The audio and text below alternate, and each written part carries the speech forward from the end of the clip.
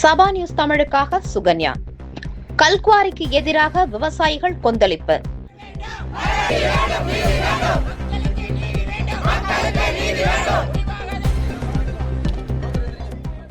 நாமக்கல் ஆட்சியர் அலுவலகம் முன்பு முற்றுகை போராட்டத்தில் ஈடுபட்டவர்கள் கைது செய்யப்பட்டதால் பெரும் பரபரப்பு ஏற்பட்டது. நாமக்கல் மாவட்டம் பரமத்திவேலூர் அருகே செயல்பட்டு வரும் கல்குவாரியின் அனுமதியை ரத்து செய்ய கோரி இளம் விவசாய சங்கத்தினர் மற்றும் பொதுமக்கள் மாவட்ட ஆட்சியர் அலுவலக வளாகத்தில் முற்றுகை போராட்டத்தில் ஈடுபட்டனர்.